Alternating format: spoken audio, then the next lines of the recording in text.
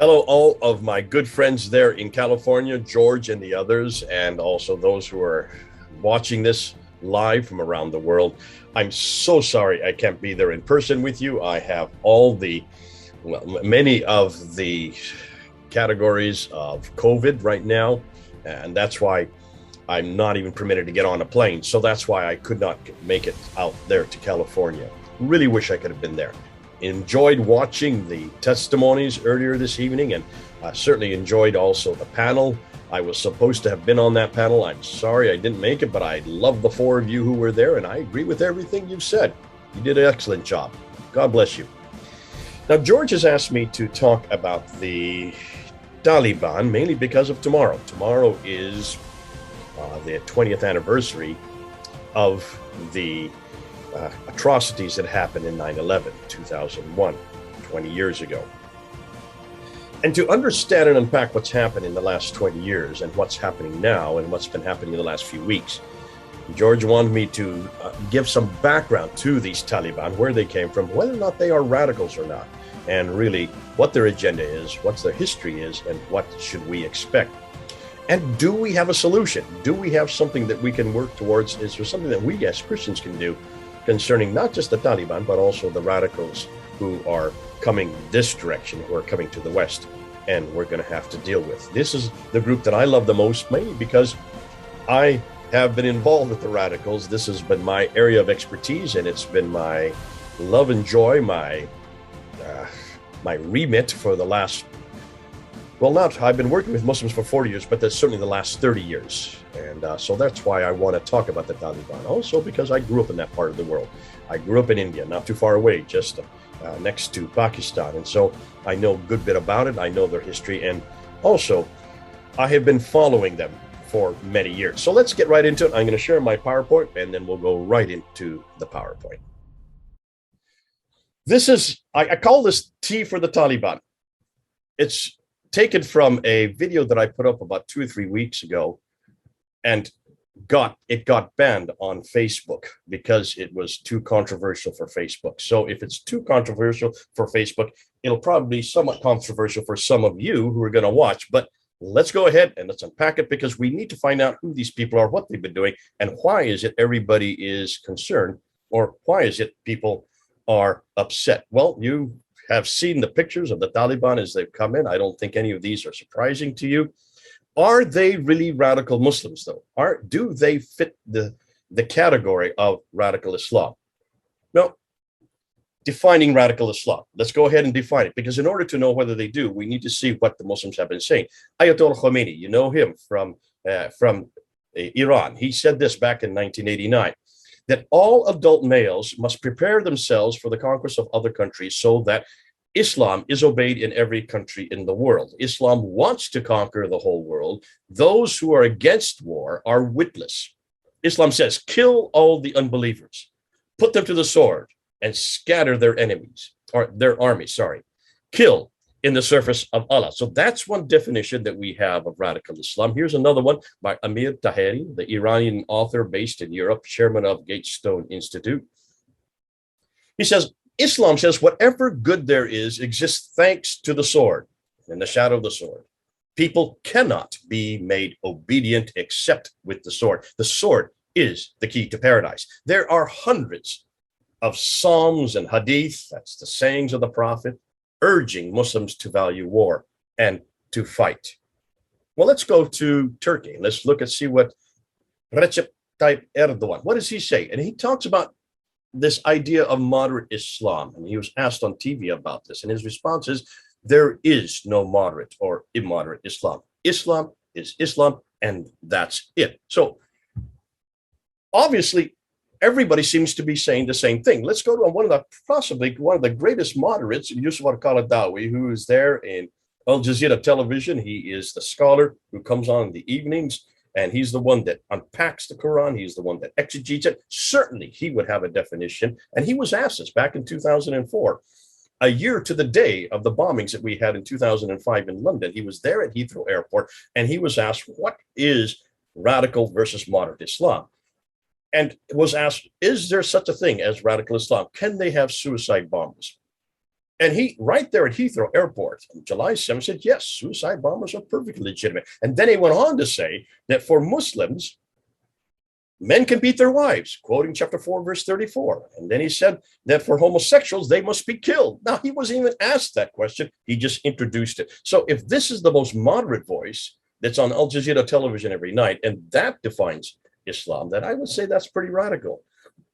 Unfortunately, those who invited him to Heathrow Airport didn't realize who he was or where he came from. They had no idea that he was a student of Sayyid Qutb and Ayman Zawahiri. Sayyid Qutb of the Muslim Brotherhood, Ayman Zawahiri, who is still alive today, who is one of the leaders, one of the founders of Al-Qaeda and part of the Muslim Brotherhood before that. So let's go on and let's ask what some of my friends, Sheikh Omar Bakri Muhammad and Anjum Chowdhury, two fellows that I've debated and I've had years of experience with, still do follow Anjum Chowdhury. Sheikh Omar Bakri Muhammad, we're not even sure is alive anymore, but they're in Britain. I used to debate these guys and their followers, 2,000 of whom went and joined ISIS in 2014 and 2015. And they would say there is a struggle between the people of Shaitan, that would be people like Cameron, Killian Project, and anybody else that's Western, and those of Allah, or the Muslims. And Allah is on our side, so we will win. The speech, he said, by Mr. Cameron, who was our prime minister at that time, was an attack against Muslims, not extremists. He wants Muslims to give up the idea of Khilafah and the Sharia and jihad. There is no Islam without ruling by that which Allah has revealed, the Khilafah and the Islamic State, and removing obstacles in the way of implementing the Sharia. So even in Britain, these are both British-based Muslims, highly controversial, obviously, but they do represent a good portion of Muslims in Britain. And so you have these two responses. On one side, you have the traditionalists, the Islamicists, like Anjum Chowdhury I just quoted. On the other side, you get the almost extreme opposite, Irshad Manji out of Canada, who is actually a lesbian and is also a self-proclaimed imam in her own life. Right, and she has written this Allah, Liberty, and Love, a very, not at all traditional view, a very westernized, not even moderate, I would say very liberal view of Islam. This tug of war that's going on in Islam right now, the traditionalists on the right and the modernists on the left. The Anjum Chowdhury's over here who want to hold on to 1,400 years of tradition. They seek to apply and impose this, the Quran, the Hadith, the Sirah, the Tafsir, the standard Islamic narrative, as we call it, including the Tariq and the Sharia for today. And then you have the modernists over here who are seek to find the spirit of Islam in these texts within rejecting many of them, saying they're no longer applicable today, choosing some, and resurrecting the art of ijtihad, interpretation, believing Islam is a viable modernized entity for today. So they are both using the text, but they're using it two different ways. The traditionalists read it and apply it literalistically. The modernists on the other side try to sanitize it for the Western mindset. The Irshad Manjis on one side, the Anjum Chowdhury's on the other. Let's look at the text and let's see how you can do that. Well, when you look at the text, and this is something I've always asked moderate Muslims or those on the left, I ask them, hold on a minute. If you believe radical Islam that's over here on the right, does not follow the text, where are these verses you're talking about, such as verses on peace? And they always start with chapter 2, verse 256, for there is no compulsion in religion.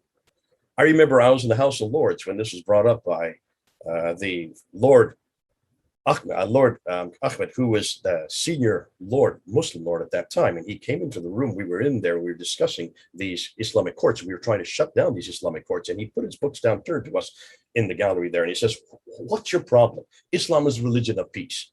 For there is no compulsion in religion. And I raised my head and I asked Lord Ahmed, do you know where that comes from? He says, no, I'm not a Jew. I'm not an Islam Quranist. I just know that it says that it's somewhere in the Quran. I said, that's in chapter 2, verse 256.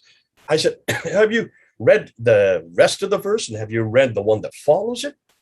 Because if you look at the entire context of that verse, you will see that this is for those who reject Allah and Muhammad, for great will be their retribution, for they will be in hellfire. I said, now is there no retribution? Is there no compulsion? There is all kinds of compulsion. And he jumped over to chapter 109, verse 1 to 6. Unto you your religion, and unto me my religion. As if that was the one verse that he could hang on to. He then went on to chapter 2, verse 190, though he didn't know the context. And I said, where it says, those who fight you do not transgress limits. And I said, do you know the context of that verse?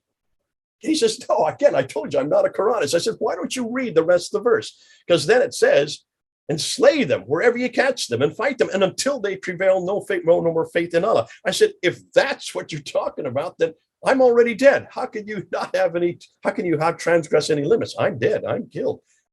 Don't use that verse, I said. And I remember other Muslims have come up with these verses. And I've always said, look and ask what part of the Quran they belong to. And in almost every case, these supposed peaceful verses turn out not to be peaceful. And they are also in the wrong part of the Quran, because we have two different sections of the Quran. You have, if you look at the Quran, the very beginning part is what we know as Medina. The second part would be Meccan. And the Medina are the longer verses that are chapters. The second are the shorter chapters. Now, there is a problem because there's almost two completely different contexts when you look at the two sections of the Quran, and they do not at all fit together. There is an enormous amount of contradiction after contradiction. All the violent verses are in the first part, and all the supposed peaceful verses are in the second part. Well, the way to eradicate that is to go to Surah 2, Ayah 106, and Surah 16, Ayah 101. When you look at these two verses, and it says, that which we give something better. So mansuk versus nasik, which means there is an abrogation. The later, which is the Medinans, abrogates the earlier, which is Meccan, and all the peaceful verses are in the Meccan surahs. All the violent ones are in the Medina, which abrogate the peaceful verses. Therein is the problem.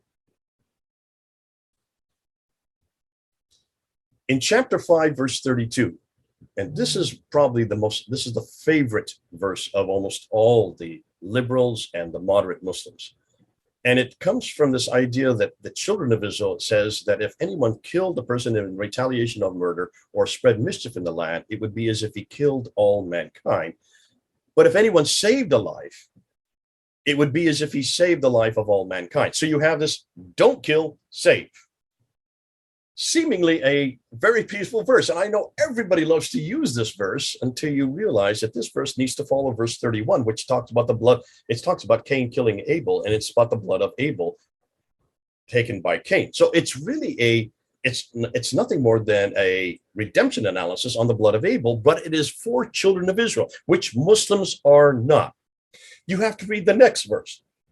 That's for us, and that's for Muslims. And it says, the recompense for those who wage war against Allah and his messenger and do mischief in the land. Now, what does mischief in the land?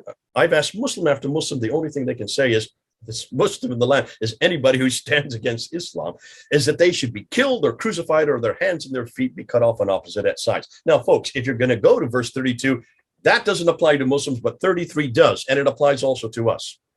That's why I have to put the two together. You need to look at the context. It's not a very pretty context. And that's why it's so important that we do continue to use these verses and use them with Muslims, but also show people who are using them that they dare not support their arguments with those supposedly peace verses. And I've said this for almost 40 years of working with Muslims. Show me one peaceful verse that says you're to have peace with me, a Christian. You cannot find it, not in the Quran. Which suggests to me then that the radicals got it right. The radicals on the left, they're going to the Quran. So who are these radicals? Well, let's take a look and let's try to define radicalization. Do they have a true interpretation of Islam? And do they follow a divine edict? Now, the difficulty is this. Here in the West, we don't know how to define them. And we really have two different camps. So when we say who are radicals, there's one group that is very popular. It's not just becoming very popular. It's very popular in our pundits. It's very popular in our politicians. It's very popular amongst our, certainly, missionaries. I'm finding it also in our churches here in the US and also in Europe, that say that radicalism is a new phenomenon. It didn't exist prior to 1948, that it's because of the creation of the state of Israel that radical Islam really was created. And because of that, and it was exacerbated by Afghanistan and exacerbated by Iraq, but it therefore is a brand new creation. It really is something that's not even been around 100 years. That's the one group. The other group comes from the position that radical Islam is not new, and that it's very old. In fact, it has existed from the time that Islam began. And I would suggest the year would be 624, when the Islamic State began. So let's look at the first position. The first position, well, actually, I've just given you the first position. The radical Islam is a reaction against geopolitical circumstances. It's a reaction against the creation of Israel in 1948. It's a reaction against taking over Afghanistan in 2001, which created the Taliban, and that's where Al Qaeda then took off there, and they eradicated those towers in New York, and also what they did to our economy, to say nothing of the fact what they did to us as a people. And then, of course, Iraq, exacerbated by what happened in Iraq with Saddam Hussein, which all three are political problems. If you look at them, none of these are theological, they're political. Therefore, they need a political solution. And that's not for us as Christians, because we are not political. We separate church and state. So it's not really our problem. Radical Muslims are not our problem. I get this all the time from Christians. I get it from atheists. I get it from humanists. I get it from politicians. Anybody I meet when I say I work with radical Muslims say, what a waste of time. You can't do a thing about it. Because in order to eradicate radical Islam, you're going to have to use bombs, bullets, and cruise missiles. And you don't have anything to do with bombs, bullets, and cruise missiles. Especially me as a pacifist, I'm even further off to the right. What can the church do? Well, most people, when I talk about radical Islam, or I talk about ISIS, or Al Qaeda, or the Taliban, or the Boko Haram, or the Al Shabaab, or the Hizb al-Tahrir, you name it, all these different groups, they say, really, just ignore it, Jay. Don't worry about it. We can't fight it, so don't fight it. Can't throw money at it, so don't throw money at it. Try to find common ground. Find common ground with it somehow. So that's their view. I don't fall in that camp. You can tell pretty clearly that I do not fall in that camp, that the radical Islam is something new and it's all political, and therefore it's only been around for less than 100 years. I believe radical Islam goes right to the very beginning of Islam. The very beginning of Islam. You've got to go back to the 7th century. You've got to start with Muhammad himself. You need to look at his example in Medina to find out the whole foundations for Islam. You'll need to look at the caliphate that started in 624 and how he defeats the Jews in 624, 625, up until 627, dies finally in Medina in 632, again, according to the standard Islamic tradition. And then you need to go follow the 4 rightly guided killers. Look and see what Abu Bakr did, and Umar, Uthman, and Ali. Look at all the way up from 632 all the way up to 661. And when the Umayyad Caliphate finally comes in 61, and look and see the warfare, so the enormous amount of violence that happened from the very beginning.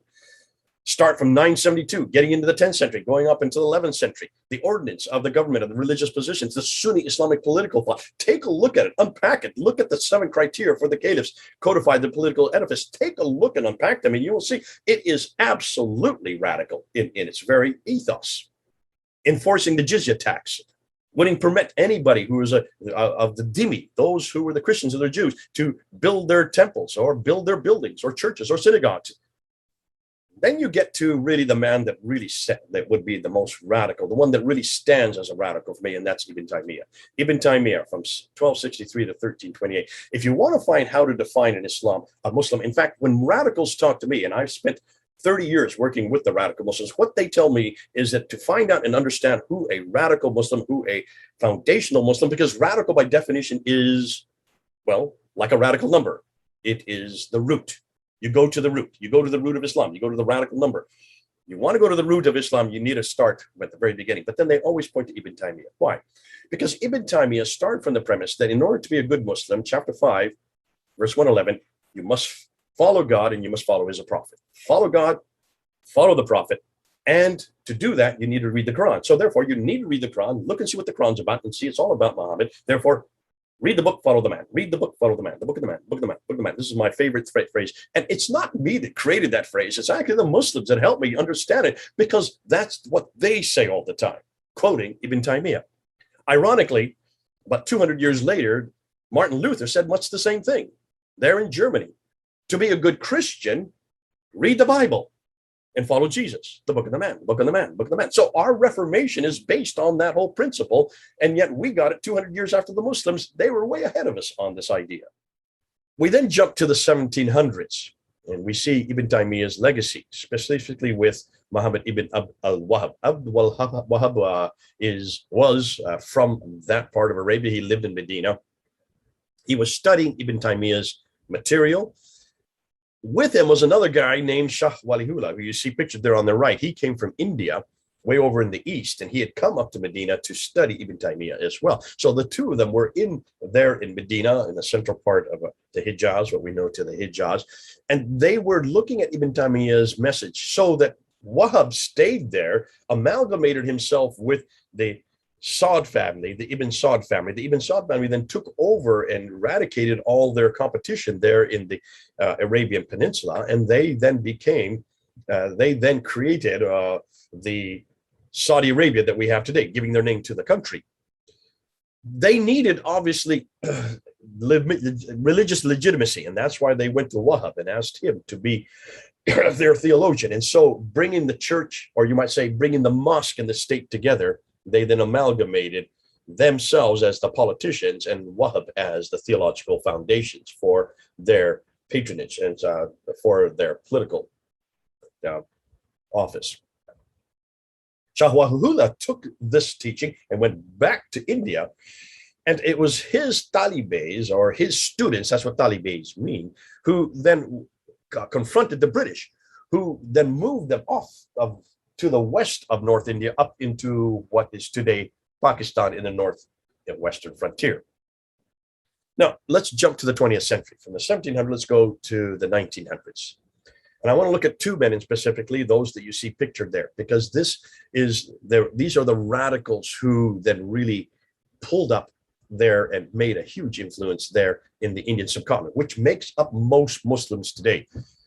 Today, if you look at Pakistan, India, and Bangladesh, you look at the Muslims that are there, the number of Muslims you're talking about roughly 600 million out of 1.5 billion. There's no other group that's that large. The entire Arab contingent, Arab-speaking Muslim contingent, only makes up about 300, maybe less than that, 280 million. And here you have 600 to 650 million coming out of the Indian subcontinent. And the two names I'm going to look at are Muhammad Ilyas al-Kandhlawi, because in the 20th century, these two men, Kandhlawi and Maududi, Abdul Allah Maududi, were the two strongest proponents of Islamic radicalism.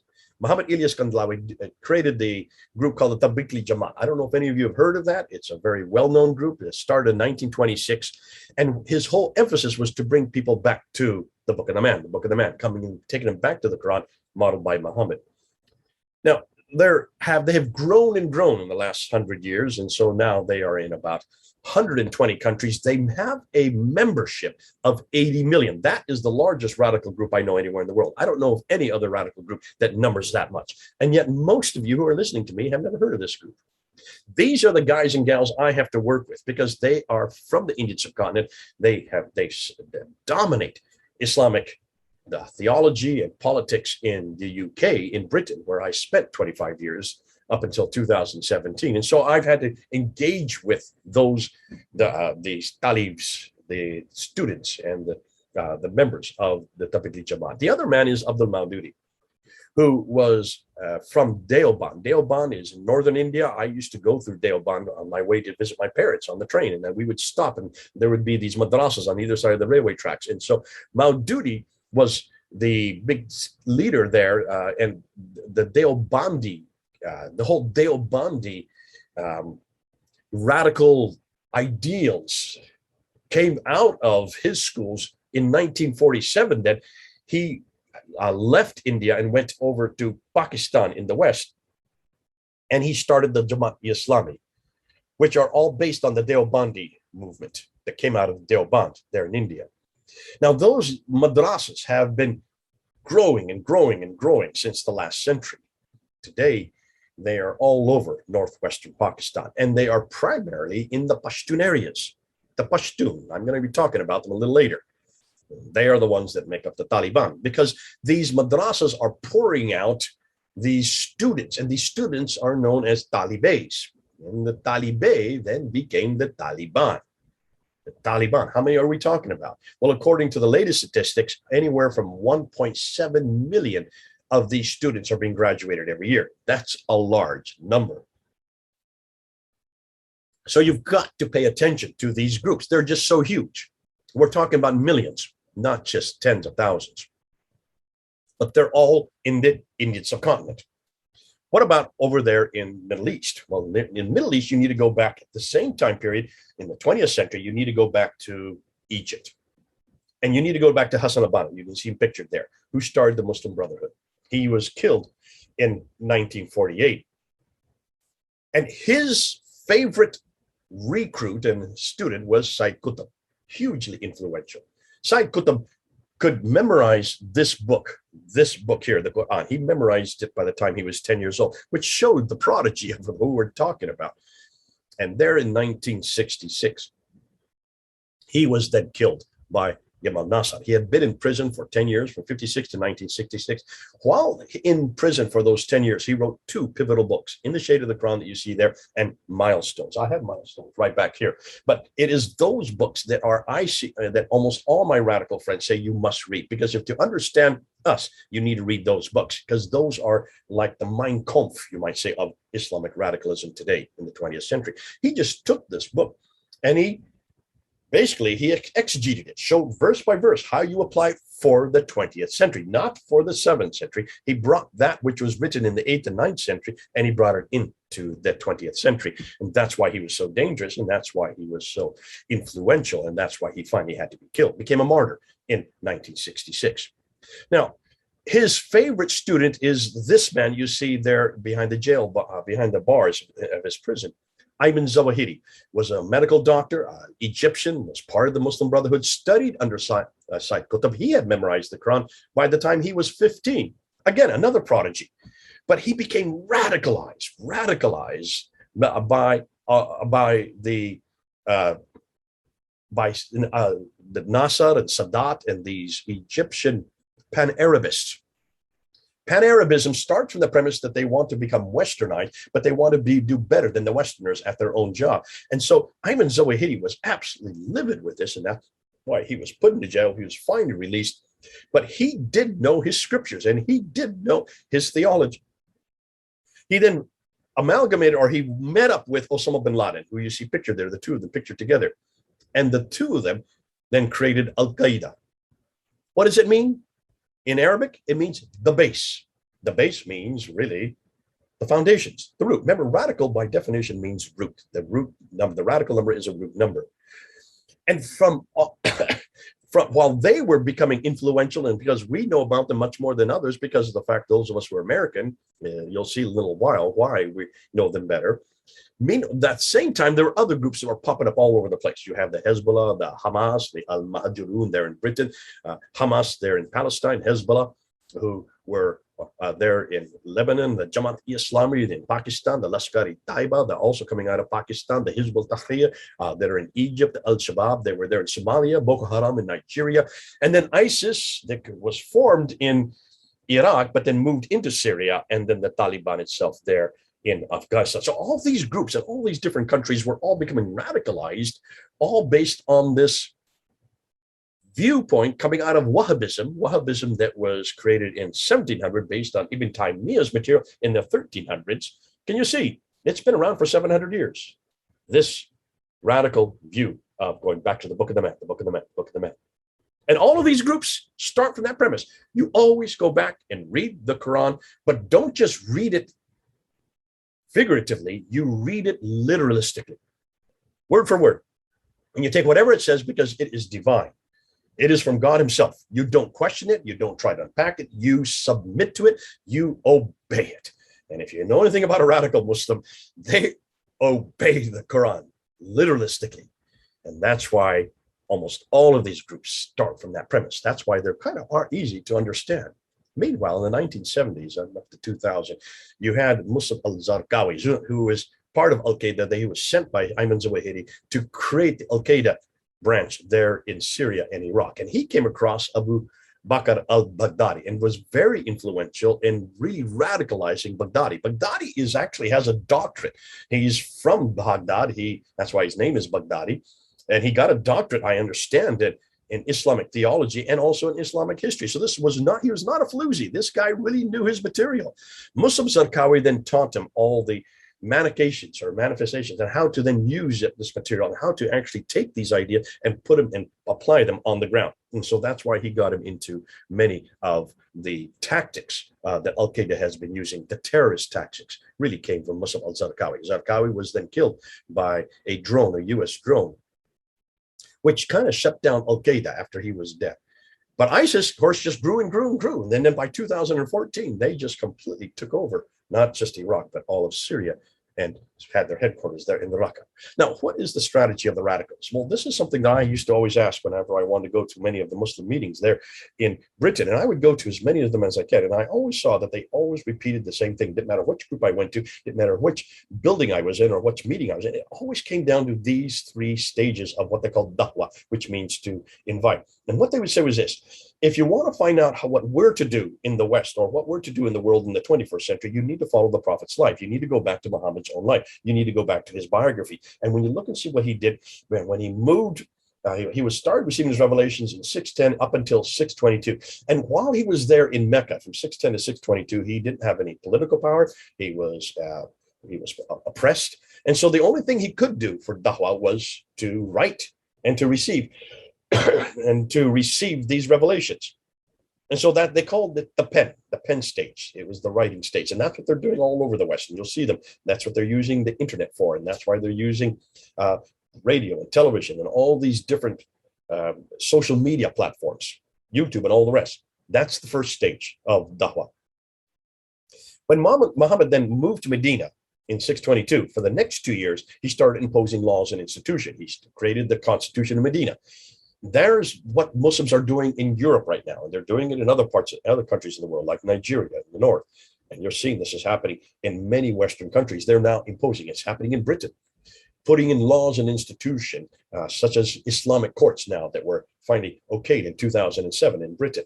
That's the scale, which is the scale of law. The lady who has a blindfold, and we have the scale. So they call that the scale stage, those 2 years that he was there from 622 to 624. But then in 624, when the Jews refused to accept him as their arbiter between man and God, which is the first article of the Treaty of Medina, they then started using the sword. And you have the Battle of Badr in 624. You have the Battle of Uhud in 625. You have the Battle of the Trenches in 627. So that by the end of the Battle of the Trenches, there were no Jews left in Medina. They eradicated all the Jews using the sword in the last case. And then from 624 all the way up into 632, Muhammad started using the sword right, left, and center. It was involved in 39 battle campaigns, planned another 22, 29, I think it was, on top of that. So that's the sword stage. And when I would talk to radical Muslims, they would say in the ISIS and Al-Qaeda and Boko Haram and all these different groups, the Taliban included, that they have now moved to that sword stage. You then move into this third stage of da'wah, which is their evangelism. Why the need for da'wah? Well, they would say, and they always talked about the different areas that the West is in decline. It's in decline culturally because it's loss of national identity. Most people don't even know who they are. They don't have any cultural identity anymore. They're multicultural. And when you're multicultural, it means you don't understand your own culture. And there's especially in Europe, it's starting to happen here in America. We don't like America anymore. We hate America. A lot of our politicians want nothing about American ideals or history anymore. And the same thing is happening in Europe. They hate the colonial past and they just want to eradicate, even they're embarrassed by their own flags. The cultural loss of identity is part of this decline that they're looking at. Socially, look at the families, they say. Look at all the dysfunctional families you have in the West. And they have plenty of examples to show. It's all over our newspapers. More, just open up any television channel and look at the movies and the TVs, the movies. Look at the sexual promiscuity in all of our films and also our music. That proves that we are morally in decline. Spiritually, especially in Europe, only 5 to 7% of the populace go to church anymore. So Christianity has basically lost its sell-by date. And then economically, well, look at capitalism. Look what capitalism does. It uses interest, it uses usury, it makes the rich richer and the poor poorer. And you can see example after example. They give all kinds of examples how the West, which is rich, has been persecuted and obliterating any hope of advancement. And that's capitalism at its worst. That's why Islam was against usury. And then politically, we'll look at democracy. Democracy, by definition, is man-made. It is one man against the other. No group of people against group of people. There's nothing about God in it. Therefore, it is anathema in Islam because it is man-driven, man-made, man-instituted, man-continued, and therefore, it has nothing to do with God. And therefore, politically speaking, you must have the Sharia law. So what's their solution? If there's all this decline happening in the West, then Islam is the answer. I would get this at all the meetings I went to. Islam has an answer. Eradicate immorality, introduce Sharia law, and that will eradicate all this promiscuity. Take away usury and institute Islamic banking, which has no usury, no interest. Eradicate democracy, introduce the caliphate. Caliphate has always been better because take a look at the history. It was always perfect. As soon as Muhammad instituted the caliphate in 624, look and see what happened. He took over, he just made a huge gains, and you can see with Abu Bakr, Umar, Uthman, and Ali. Just take a look at those four first caliphs, and my goodness, look and see how Islam shot up. Eradicate Western militaries and introduce the Ummah and eradicate them, and you can introduce them the Islamic State. Now, ISIS especially, you can see, just looking at some examples of where they were starting to use this sword, and you can see with ISIS in 2015, take a look at how many incidents that happened. I just put this up there just so you remember. Do you all remember in 2014, 2015, and then in 2016, all these attacks that happened? 103 in January, 71 in February, 110 in March. I've got a cough. I'm sorry. Let me just take this sip.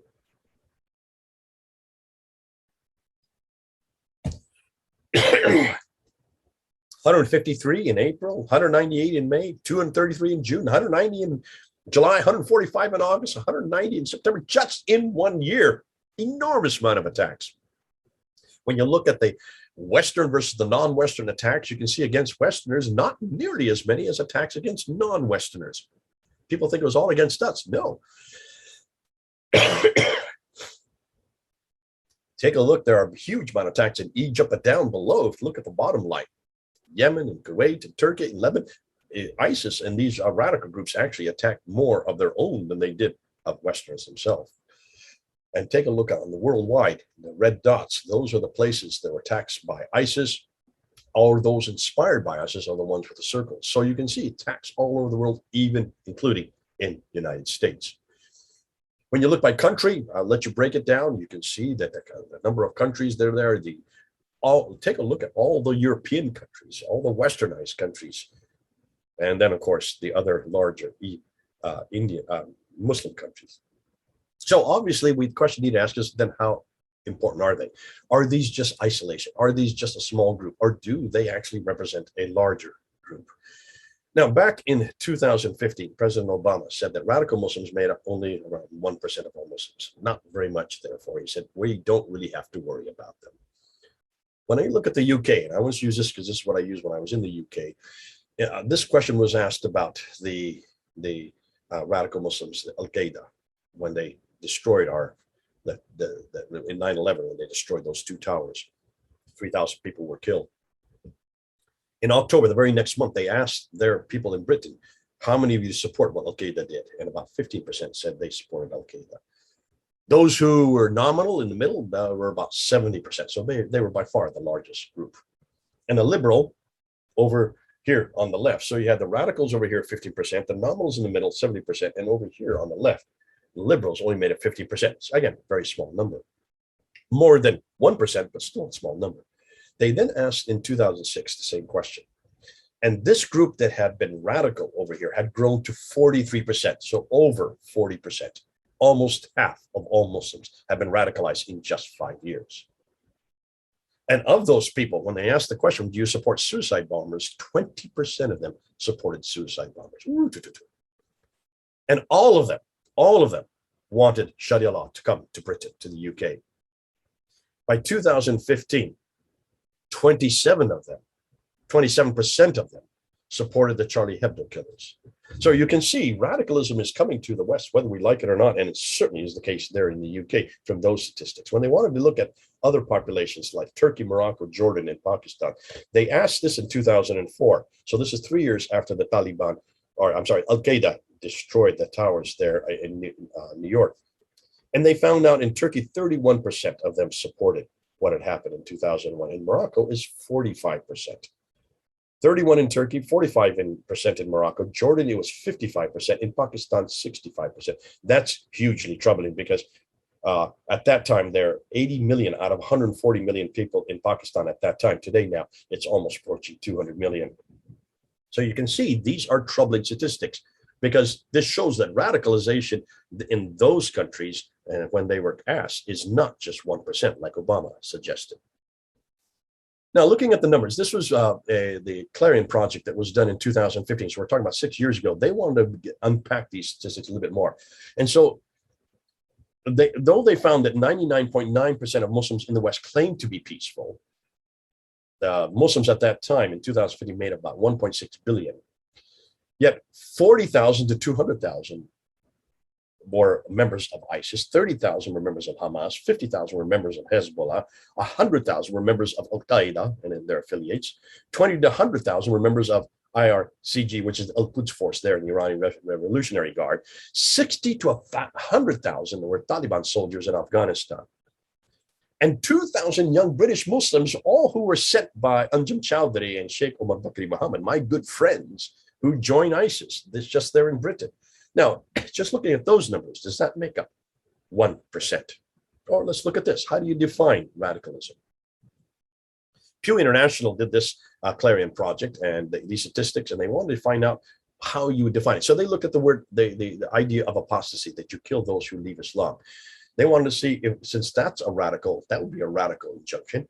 They found that in Afghanistan, almost 80% believed that apostates should be killed. In Egypt, it was 86%, Jordan, 82%, Pakistan, 76%, Malaysia, 62%, and that 27% of all Muslims believe that apostates from Islam should be killed worldwide. That's roughly 237 million Muslims believe that apostates from Islam, those who leave Islam, should be killed. Does that constitute 1%? Not at all. Honor killings, when your child does something wrong and you kill her or him. 37% of all Muslims believe that those who dishonor a family should be killed. And that's found in chapter 18 of the Quran. That represents 345 million of all Muslims believe honor killings are justified. Is that just 1%? What about suicide bombings? Looking here just in the West, they found that amongst French Muslims between 18 and 29 years old believe 42% of them, that's almost half of them, believe that suicide bombings are justified. Amongst British Muslims, again, in the same age group, 35% of them believe that they were justified. In America, between that same age group, 26% of them believe that suicide bombings were justified. Sharia and Hudud laws, 53% of all Muslims in the West were in favor of Sharia law. 22% of all Muslims in the West were in favor of whippings and amputations. That's over half of all Muslims in the West. This is in the West, folks. I'm not talking about Muslims living in the Muslim countries. These are Muslims living in Europe and Australia and the United States. And 51% of all Muslims in the West are in favor of stoning adulterers. Goodness sakes. Sharia law, I can understand, but whippings and amputations, well, you just look at the Quran again. Whippings, that's in chapter 24, verse 2 of the Quran. Amputation, that's in chapter 5, verse 38 of the Quran. Stoning adulterers, that's in also chapter 24, verse 2. So that you can see they're following the Quran. And that's over half of all the populations of Muslims living in the West do believe in these hudud, Sharia law, very penalizing laws. That makes up 281 million worldwide would be in favor of these. Is that 1%? Now, why then this growth of radicalism? Why is it that just in the UK from 15%, it went all the way up to 43% in just 5 years? What was behind this growth in radicalism? To understand the growth, we need to go to the foundations of radicalism. We need to go to the two authorities for every Muslim, and there are two sources. One is the scripture, the Quran, and the other one is Muhammad, the Book of the Man. I've said this already. You know where I'm going to go with this. When you look at the book, I've already gone through the verses on the peace verses, and I haven't really had a chance to go into the violent verses because there's so many of them. In fact, there's so many. Just take a look, 149 violent verses. Notice the sword verses. Some of you may know these. I don't have time to get into them because we don't have that time today, but let's go ahead. And so just show you the Quran is full of violent verses. Enormous number one of them. How should these verses be exegeted? Well, understand any verse, to exegete any verse, you always go back to the author. No, we don't have the author for the Quran, so therefore we need to go to the model of the Quran, and the model would be Muhammad himself. And you need to go to his biography, the Siratul Rasulullah, written by Ibn Hisham. You need to go to his sayings, the Hadith, written by Al-Bukhari, Sahih Muslim, Ibn Dawud, and others. You need to go to the Maghazi rates, the Maghazi documents, written by Al-Waqidi, who was writing it in the 9th century as well. And what you find is that he fought 29 battles himself and planned another 39 on top of that. So 29 battles he fought himself personally, and then planned another 39. So you can see his whole life after 624, from 624 to 632, that's that 8-year period. He fought all these battles. So if that's his example, then you can understand why those who come under his jurisdiction, which means all Muslims, look and see what he did to the Jews. You can see why they would do that, because look what he did to the Jews in 624 after the Battle of Balda. He threw out the Banu Kanuka family. After the Battle of Uhud in 625, he threw out the Banu Nadir family, Jewish family. And then after the Battle of the Trenches in 627, he then took all 800 men.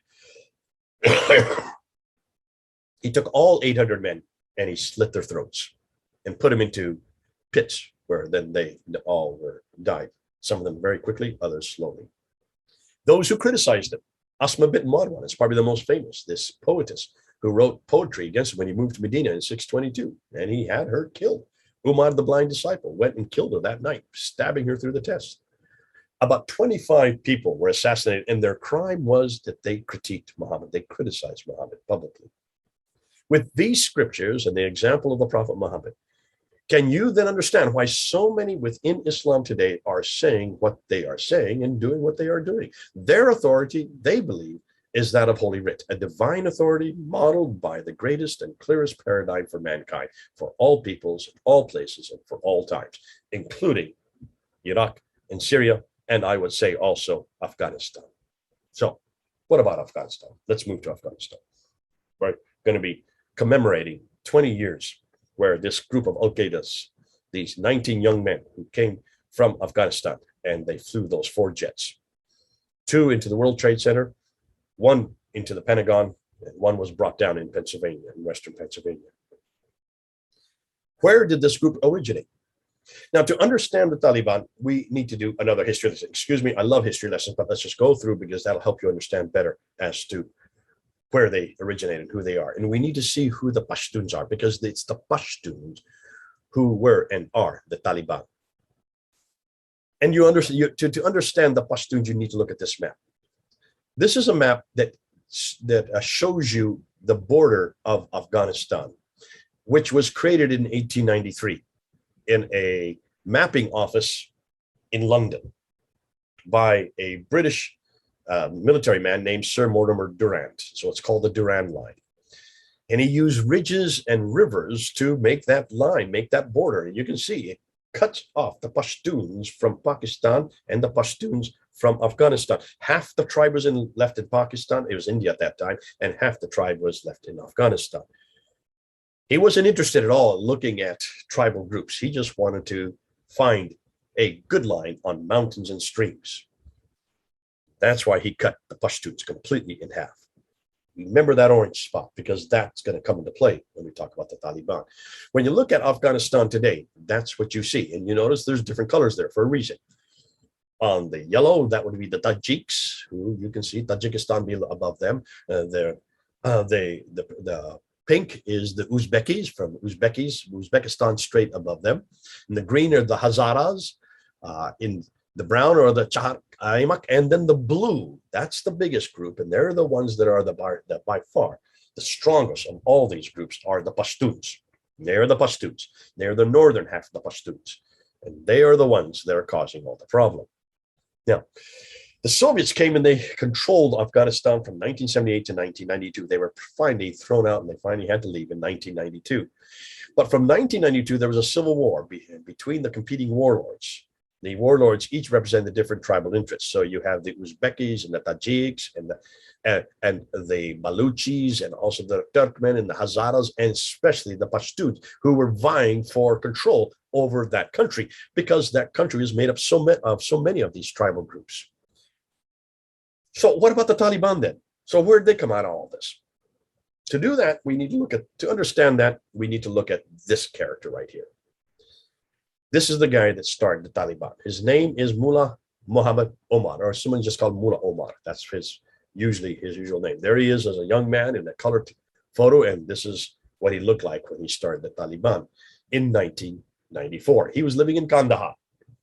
And he was upset and infuriated by what was happening in the Civil War. He was realizing that there was all these different tribal groups, and that he, as a Pashtun, was incensed that they were not really interested in the people or in the country. They were just interested in themselves. Each warlord wanted to have dominance. So therefore, he created the Taliban. Now, who are the Taliban? Well, they are the Talibans. He had 50 students. That's it. He only had 50 students who are his students called Talibans, and he created the Taliban with them in 1994.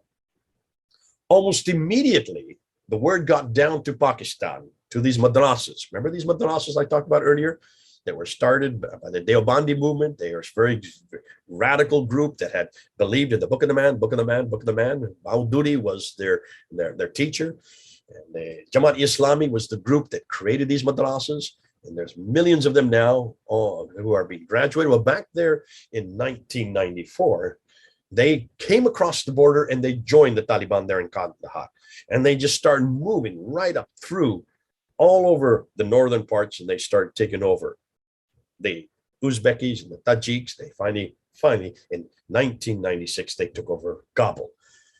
And they just eradicated anybody in their way. So from 1996, the Taliban then controlled all of Afghanistan, and they continued to control Afghanistan for 5 years, up until 2001. Meanwhile, while they were doing that, they invited Al-Qaeda, who was having problems. Ayman Zawahiri and Osama bin Laden were living in the Sudan, and they were not getting any help from anybody. And Osama bin Laden went to Saudi Arabia to help them. He said, I would love to help you out. He was rebuffed by the Saudi Arabians, his own country. So he was infuriated by the rebuffing. And so the Taliban then motioned them to come on over to Afghanistan. In fact, it was the only country he could go to. So Osama bin Laden came to Afghanistan, then was joined by Ayman Zawahiri. Ayman Zawahiri then was a much more adept man. Osama bin Laden, really, to be fair, Osama bin Laden was nothing more than a playboy from a very wealthy family, the bin Laden family. You build a lot of these skyscrapers you see all over the Middle East, especially in Dubai, and you can see these. He had multi-million dollars worth of goods, and so he went to Afghanistan very shy, didn't know much. Didn't know the Islam very much. He didn't even know how to hold a gun. And the first time he held a gun and shot it, it made him jump, from what he understands. But what he did is he brought a lot of this building equipment from his family, and he brought them to Afghanistan, and he started carving out these huge, enormous tunnels. And it was these tunnels that actually they became like the headquarters for many of the Taliban. Zawahiri came and joined him then, and Zawahiri did know the Quran, did understand theology, was much more adept, and was very powerful because he'd been very powerful in Egypt, and he had been studied under Said Qutb and Hassan al-Banna. So he was one of the best. And so when he joined with Osama bin Laden, he gave an awful lot of authority to Osama bin Laden. Osama bin Laden was quiet and meek and mild, and had a great smile, but didn't know much theology. But he loved Ayman Zawahiri, and the two of them were a perfect match. Now, what's interesting is Osama bin Laden was then killed on May 2nd, 2011. You all know the story in Abbottabad, there in Pakistan, watching television, basically, he was just become a recluse in that room. Ayman Zawahiri has not been killed, and he's still alive today. And some people think in the last 2 or 3 weeks, he's now returned from Pakistan, where he was living, and he's returned to Afghanistan. Hugely important because of his influence, because all the way through, Al-Qaeda have been influential because of mainly Ayman Zawahiri, who's come out of the Muslim Brotherhood there in Egypt. So why did the US fail so miserably? Why in the world did they do such a terrible job? Well, I think the main reason is because look why they went to Afghanistan. There was nothing strategically important about Afghanistan. We can understand why the Russians went to Afghanistan because they're right next to Afghanistan in the north. That is their southern border. They needed a buffer place from all this radicalization going on in Pakistan and amongst the Pashtun. And that's why they wanted to take over Afghanistan so they could have a buffer against this radicalization that's percolating there in the southern parts of Afghanistan and the northern parts of Pakistan. That made sense, but they only lasted from 78 to 92. So they only lasted 14 years. The US, therefore, only went to Afghanistan not because of any strategic reason. They went really out of revenge. They wanted to revenge 9/11. That's why we just went in willy-nilly and destroyed, conquered the Taliban, took over Afghanistan. It was easy to do because that really all we had to do was shut down the Taliban, who were not doing that well anyways because of the fact that they don't know how to run schools. They don't know how to run cities. They're not from the urban areas. They are from the hills, the mountains. So what did the Americans do? They got their revenge. But they didn't get Osama bin Laden. They didn't get Ayman Zawahiri for one very simple reason. They just melted across the border down into Pakistan. What are the advantages? If you draw a line right through the Pashtun and the Pashtun on either side of the border, you can go back and forth over the border quite easily and nobody can stop you. No one will stop you because there's both groups on the same group on both sides. So what did they do? Well, once they finally did get Osama bin Laden in 2011, that's when they should have gone out. But by that time, they stayed around to nation build. And that's what the whole big term was. We are going to nation build. We are going to make this country a Western country, bring it into the West, kicking and screaming into the West, which is America loves to do. And we love to do this everywhere. We want to make them democratic. And so we built hospitals and we built schools and we brought in businesses and we made businessmen and we freed up the women to go to the schools and freed up the women to get into government and freed up the women to get into the businesses. And we were creating Afghanistan in our own image. We created the largest standing army Afghanistan has ever seen. 300,000 men, at least a few weeks ago, up until August 15th. We have 300,000 men. That's just 3 weeks ago, folks. Goodness sakes, nothing in the history of Afghanistan has seen something that beautiful, that great. And we were patting ourselves on the back. Then Trump comes to his presidency and he says, we need to get out because everybody, once we had got Osama bin Laden, end of story, mission accomplished. Why are we in Afghanistan? So from 2011 for the last 10 years, every president since then has said, we're getting out of Afghanistan. We're getting out of Afghanistan because this is bleeding us. And we're tired of seeing body bags because we were in the south while all the Europeans were in the north, the easy areas, in the Uzbeki areas, in the Tajik areas. Only the British and the Americans were in the Pashtun areas, in Lashkar and in Kandahar and in Kabul and in Jalalabad. That's why the Americans wanted to get out, because we were bleeding. Soldiers were coming back in body bags, and there was no reason to stay anymore. Revenge had been accomplished. After 2011, there was no reason to stay, but because of our conscience and because we wanted to do well, we wanted to nation build. And so we created this huge army, 300,000. Where did they come from? Because that army just gave up. In 10 days, everything came apart. In 10 days, between August 5th and August 15th, last month, August 5th and August 15th, 10 days, 20 years was destroyed. You all saw the pictures. I don't have to tell you what happened. Thousands of people rushed to the airport. They tried to get on those planes. Some young men, some boys grabbed onto the wheels and they took off with the planes and their bodies fell to the ground. You could see the videos of them falling to the ground and they were killed. What desperation? What in the world would give that kind of desperation? Well, they had been seduced by the Americans. They had been seduced with hospitals and schools and businesses and freedoms that they'd never seen before. And they wanted those freedoms. And suddenly they found out that these Taliban, now for 10 days, they had been watching and hearing. We watched, we heard, we saw how that the Taliban, the first thing they did, they went up to the north. They went up to the north. And what did they do? They went up to the north and they took over Mazar-e-Sharif. That was genius, because that means they took over an area that they were not even a stronghold. not one of their strongholds. They went over to the west, over here, and they took over Herat. And they went over to the east and took over Jalalabad. And then they took Kandahar in the south. So they took the major cities, the 4 major cities. All they had left was Kabul. And they just walked right into Kabul. And in almost all these areas, there was no fight. There was no battles. They just walked in. They really just walked in, especially in Kabul. They just walked into the presidential palace, and then they just took over. And you can see the picture, them sitting there, they're standing there, they're just looking kind of befuddled. They don't know what to do. They didn't even look in place. There's this beautiful desk, and here they are. They're just looking everywhere, and they have, look what they're holding. Look what they're holding. They're holding M16s. Those are American weapons. Those are American weapons. What had happened? Well, everywhere they went, this 300,000 soldiers just took off their uniforms, put on civilian dress, and handed them their weapons. Why did they hand them their weapons? Because the US, for 20 years, really only controlled the cities. They only controlled the cities. They controlled, looking from your perspective, Kabul, Mazar-e-Sharif, Herat, Kandahar, Jalalabad, and Lashkar-Gah. That's Lashkar-Gah. That's where the British controlled. Really, that's all they controlled, the 5 cities. They didn't control the countryside. They didn't control the mountainous areas. They didn't control the villages. They didn't control the rural area.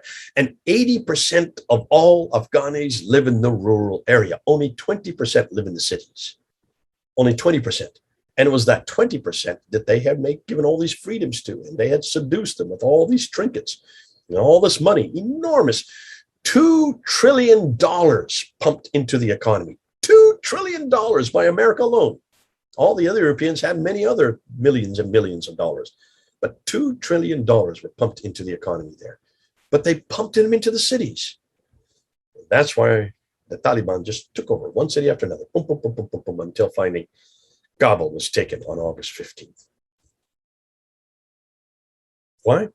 Because the military had relatives who were in those villages, who were under the Taliban rule. And they knew they liked being soldiers. They got uniforms, they got houses, they got fed, they got salaries. Who wouldn't get a job like that?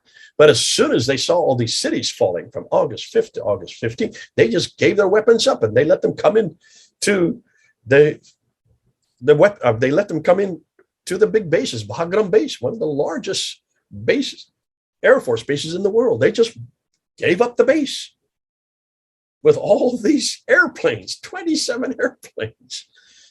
Now, they have been disabled, of course.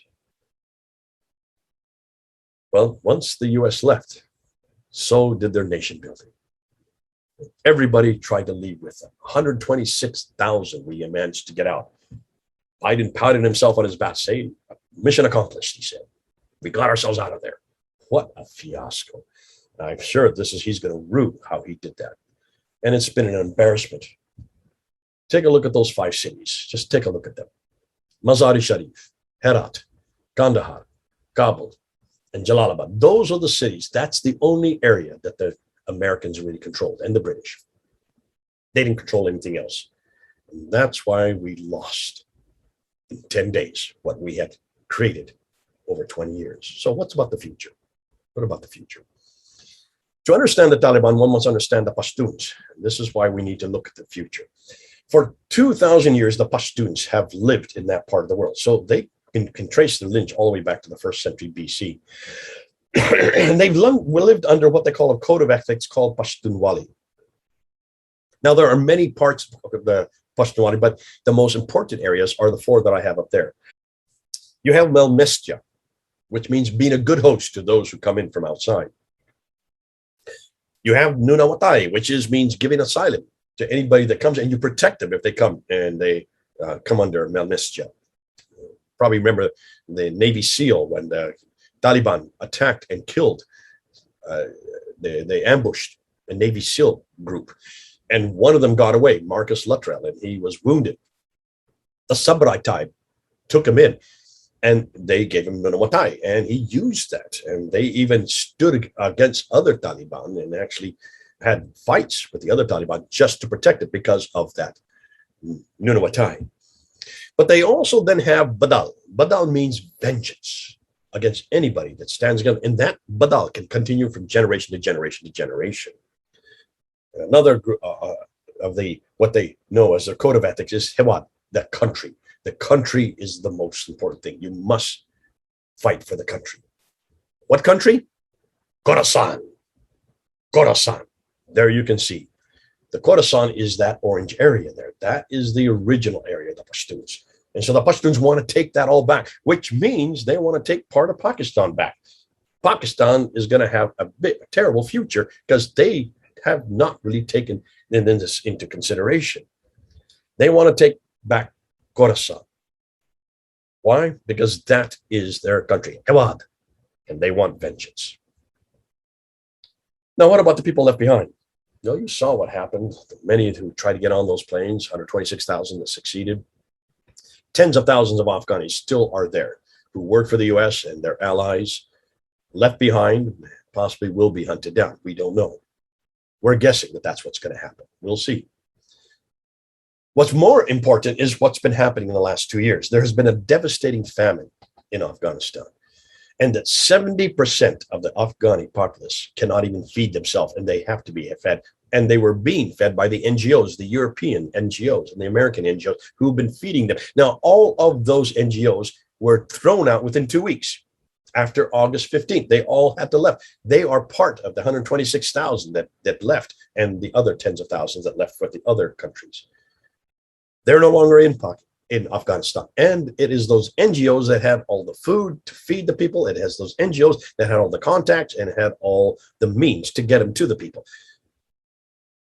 The Taliban don't know how to feed people. They're not interested. That is not, they're going to have to, but they don't have any experience. They don't have any engineering experience. They don't have any technical experience. They don't have any political will, and they don't have any background in agriculture on that scale. So who's going to now feed them? And what's going to happen about this famine? See, no one talked about that. I don't see anybody talking about that. I don't see Biden talking about it. I don't see American pundits talking about it. I don't even see the news talking about it. And then what about the Christian church? See, this is what we need to be careful of, because we have lots of Christian brothers and sisters that are still in Afghanistan who are under persecution. We heard tonight from one young lady whose family was able to get out on that rush to get out. And even she said that it was difficult for them in Doha. Even as they're in the United States, there's a lot of difficulty, but they're glad to get out. What about those left behind? What about the churches that are underground? We're getting in reports now. We know that some pastors were able to go down to the land, to the land borders crossings in Quetta, which is in the south, and Peshawar, which is up in the east. Peshawar up here, Quetta down here. So they have been getting out, but the majority of pastors have chosen to stay put, to help their churches, to help their congregants. They don't want to leave their churches. What we're hearing is a number of pastors are having to move from house to house to house every night because their neighbors are pointing them out, are filching on them to the Taliban. And the Taliban are coming with lists of their names. Where did they get that list from? How did they get their names? Somebody has basically told the Taliban who the pastors are. We need to pray for the church and for the people of Afghanistan, as the future does not look good. Is there a solution to this? And this is what George wanted me to ask. Come up with a solution, Jay. Well, most people, when you ask this, say, well, that basically this is not a solution that the church can do. This is a solution that the state must do. It's the state's duty. Certainly, it can protect or fight against this real evil, this radicalism. But in Afghanistan, they had 20 years to do so, and it all came to naught in 10 days.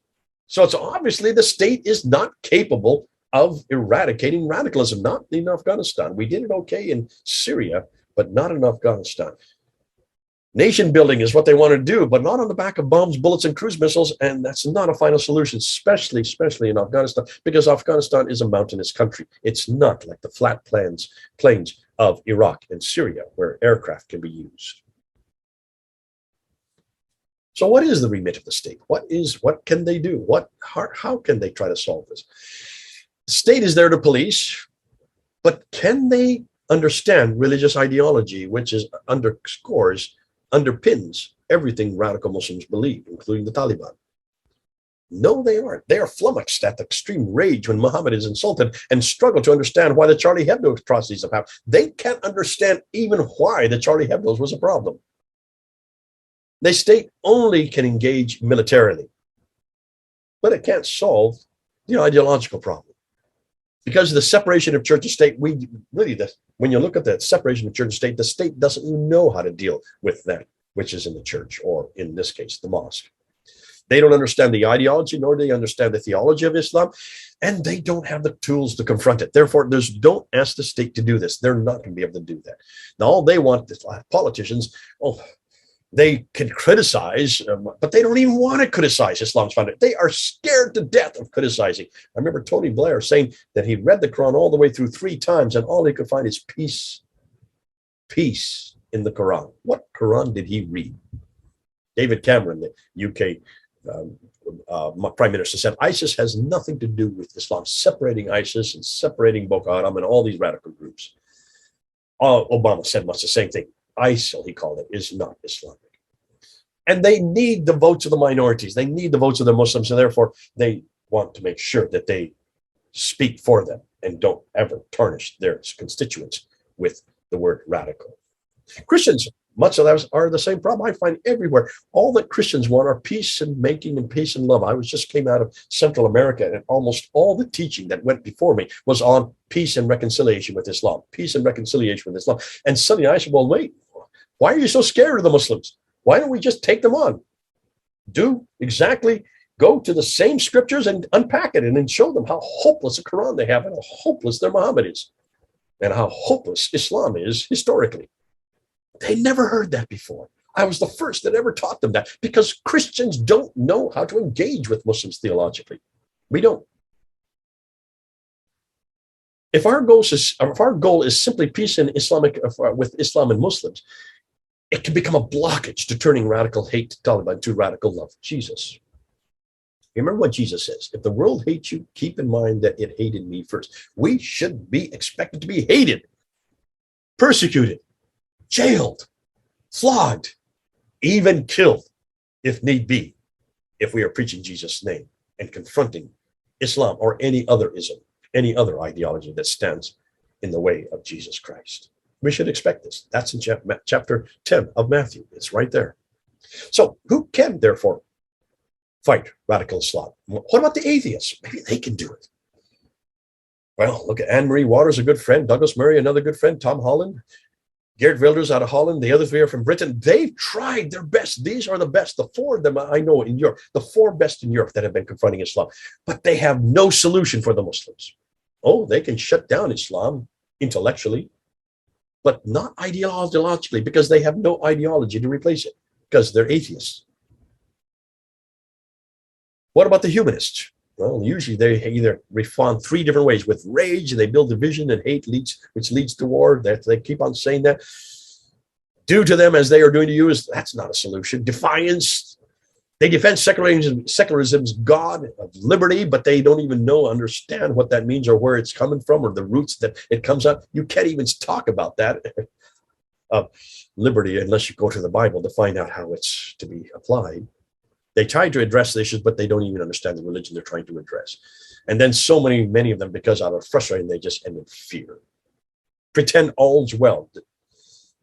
They worry, but they don't act. They blame all religions as equally guilty, and that's how they get around it. Well, we're all guilty, including our Christian background, our Judeo-Christian background. That is not a solution. What about the Islamic missionaries?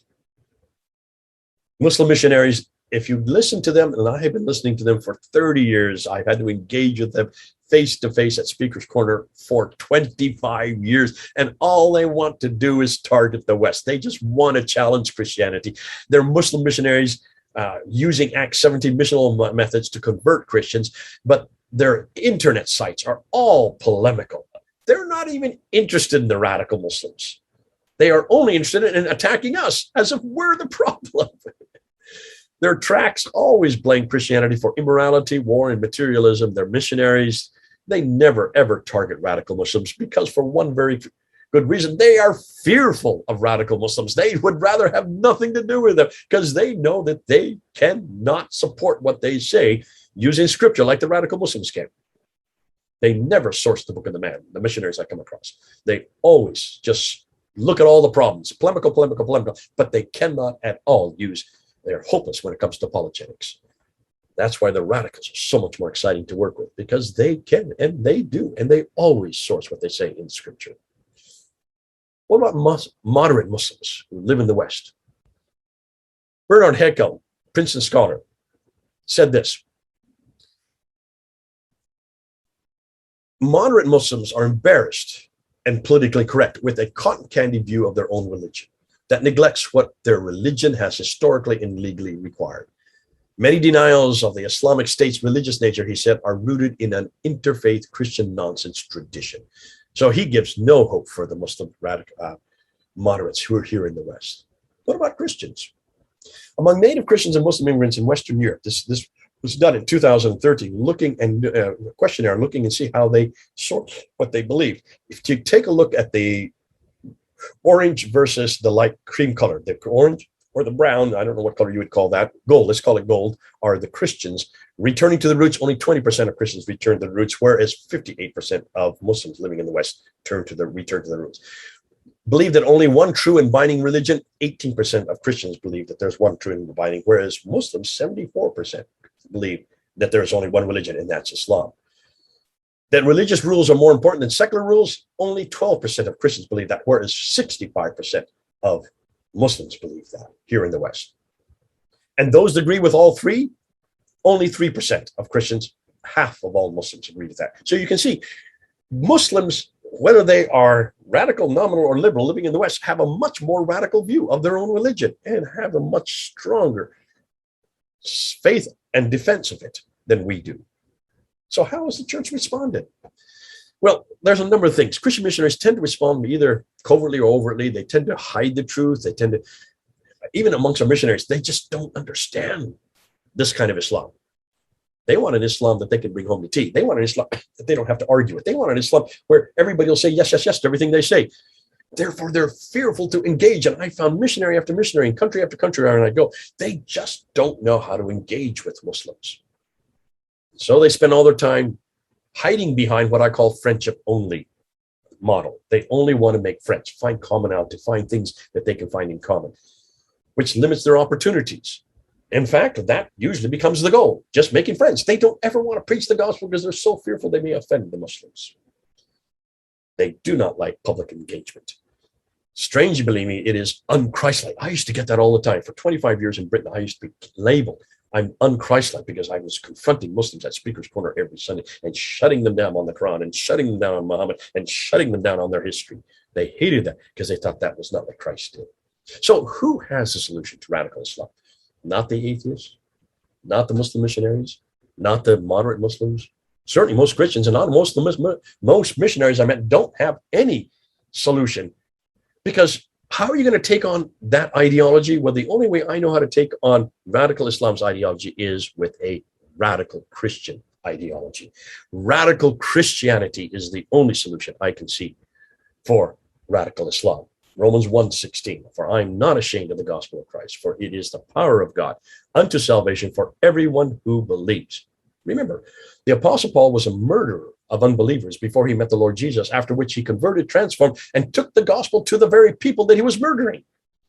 All nations. So look at some radical Christians. Well, these are the only ones I could find from Europe when I was there. Myself, Dr. Patrick Sogdale, and Sam Solomon. I looked and I tried to scour and try to say, who are the radical Christians that we're talking about who are engaging publicly with Islam? Dr. Patrick Sogdale, Sam Solomon, amazing characters, good friends of mine. And I would do it myself because I couldn't find anybody else in other countries who was actually publicly doing it. On this side of the Atlantic, I'm sorry, but others that started coming along, like Beth Peltola, used to be Beth Grove, Hatun Tosh, who you've been seeing all over the news in the last few months. Sarah Lumgar, those three were all on my team. And the only reason why they were so radical is because Fander was so radical. And Fander, who was our paradigm from the 1800s, we used him as our paradigm. And then we brought brought Dr. Jonathan McClatchy along, and he's now really moving right ahead in his debating experience and expertise with taking on Muslims right, left, and center. And the reason I think this new group coming out of the UK is because of our material, the Book and the Man. Others that have now come up who are even a newer group are people like Mel from Sneakers Corner, or Murad, who is also from Sneakers Corner. And Bob, actually, he's actually Middle Eastern, but he works out of Sneakers Corner, which is European. Bob the Builder, an amazing character. He's kind of just taken over my an awful lot of my bombastic ability that he's now there at Speaker's Corner with Soko Films. And then Kay, who is doing a great job there also on Soko Films. Here in the US, well, there are the big four right there. David Wood, Sam Shamoun, Al-Fadi, and Usama Dagdak. I'm sure I'm missing some. There may be some others, but these are the big four that I think of are the ones that are really engaging public with Islam.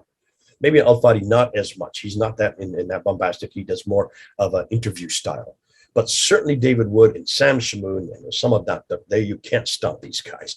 And they're able to do that on the internet, and they're having a huge influence all over the world. Others who are engaging, well, I put myself there now that I'm here in the United States. And then, of course, Colin coming out of Islamic Critique. And then Christian Prince, who no one knows who he is. We just love his voice, and we love what he's doing. He lives here in the States, but I don't know where. Don't ask me anymore. And then, of course, Anthony Rogers, our good friend, who is here at this conference and is doing such a great job on his channel. And he's doing such an amazing job, theologically speaking, really taking on the best and the brightest and just impacting, I think, theologically speaking, on the Trinity, on the divinity of Jesus, authority of Scripture, you name it, he's doing it. He's one of the great ones coming up. And look out for him. You'll see more and more from Anthony Rogers. Others, Tony Costa, Nabil Qureshi, he's now deceased, but he has been such an influence with his writing. Tony Costa, Dr. Tony Costa, who's out of Toronto, just amazing what he is doing. And what I love about him, he's such a passive, easygoing type of character, but what he says is absolutely devastating. Mary Jo White out of Dallas, and she has been doing some great debates. And then, of course, Samuel Green, a friend for many, many years coming out of Australia, who's done a great job there in debating and also just taking on Muslims all over the world. He's trying to make sure that he debates all the best debaters, and he lives there in Hobart, Tasmania. Dr. Bernie Power, what a friend in Australia, doing debates. Even at his age, you just cannot shut this guy down. He's so prolific and such an amazing debater. Others in Africa and Asia, John Gilchrist, who is a guy that really influenced me in my earlier years. He's still going at it.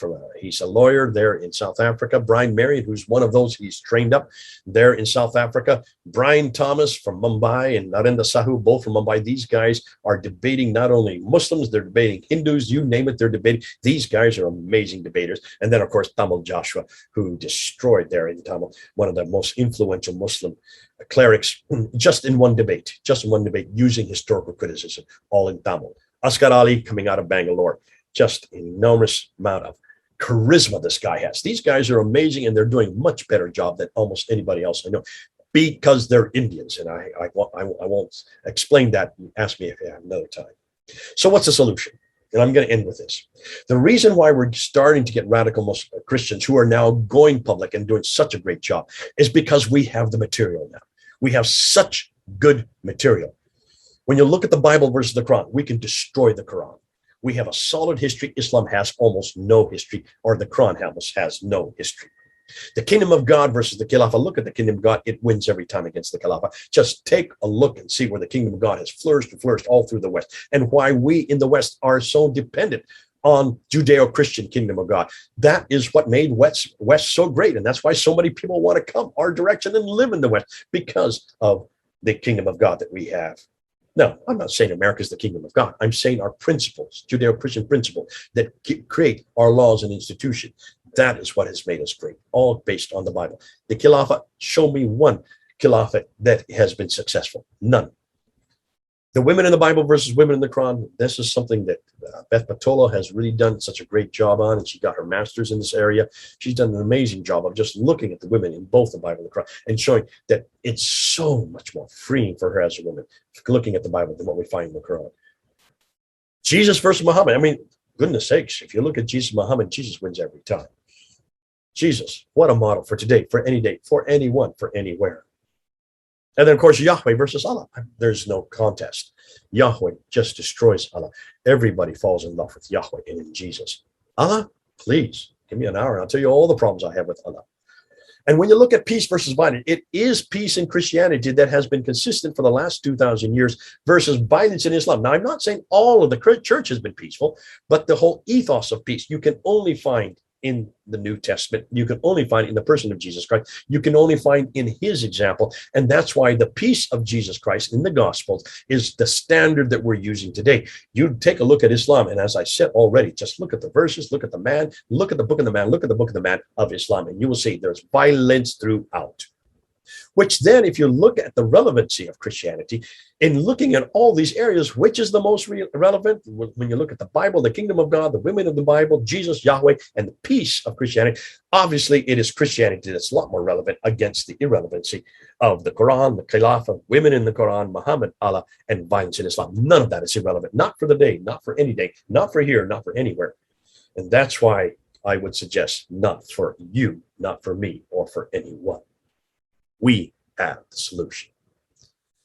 What weapons will we use? The weapons we use are not weapons of this world. For we do not use weapons of this world. For the weapons of our warfare are not of flesh and blood, but have divine power to destroy strongholds. It says in 2 Corinthians 10, verse 4. And then verse 5, we destroy arguments and every lofty opinion raised against the knowledge of God. And we take every thought and make it captive to and obedient to Jesus Christ. It is arguments that we use, folks. We have the ideology and we have the scriptures. We have the only solution for today. Now, for those of you who are going to go out into the world and use this material, remember the Taliban are still there, and the Taliban have now thrown United States out. Yes, they have. But what are they going to replace it with? And for any of you who are part of the Taliban, or any of you who are Muslims who are looking at the Taliban and are starting to ballyhoo and say, yay, look at the Taliban, they destroyed America. Do you really want to live in that type of environment? Do you want to go back to Afghanistan? Do any of you want to go back? What about the tens of thousands that wanted to leave, that still want to leave? What is it about what America tried to do in nation building there that was correct? And what is it about many of you who have come to the West, including many of you who are watching right now, who are living in the West, who are living here in the United States and living in Europe, and you're living in the West because of something about the West that attracts you? And it's not just the economy, or you might say, if it is the economy, why is the economy so good here? Now, I've always asked this question. Muslims say, well, because we have evil people in in Muslim countries who are always corrupt. Well, why is it that we don't have that corruption here? What's so different about Western economy? What about the culture? Why is our culture so attractive to you if you come from Islam? Why aren't you going to Islamic? Why did all those tens of thousands of people who try to jump on those planes, and there are 126,000 who got onto those planes, why did they all come to the US? Why didn't they go to Saudi Arabia? Why didn't they go to Pakistan right south of them? Why didn't they go to any other Muslim country? And why did they all want to come to America and to Britain and to Norway and to Germany and to all these other countries in Europe? None of them wanted to go to Muslim country. Well, I shouldn't say none. Maybe there were a few. The vast majority wanted to come to our countries.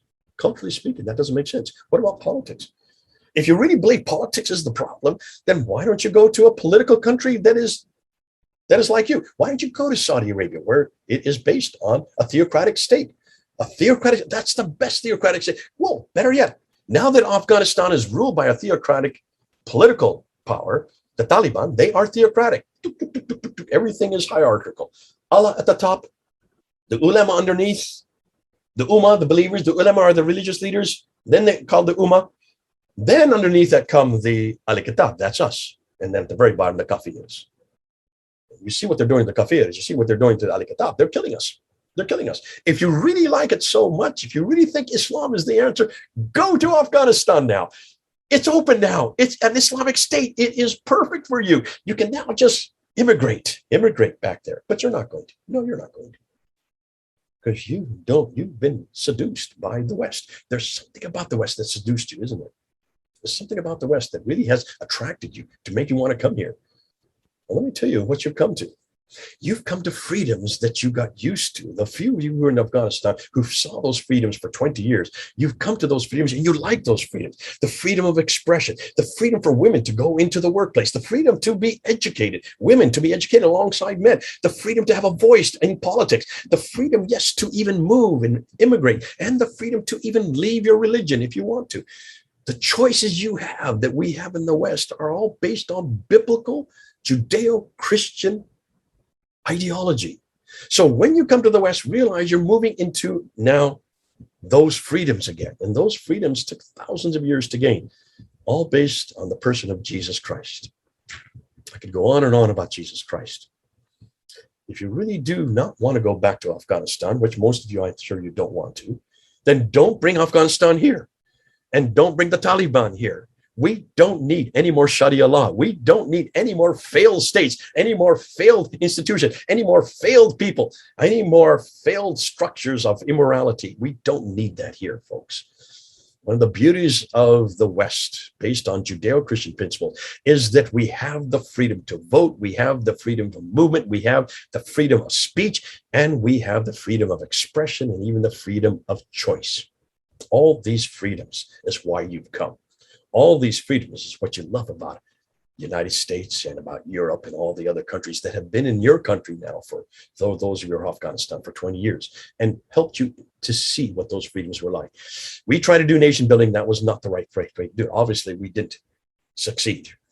But now you're here. And I would suggest that you stop going to this book anymore.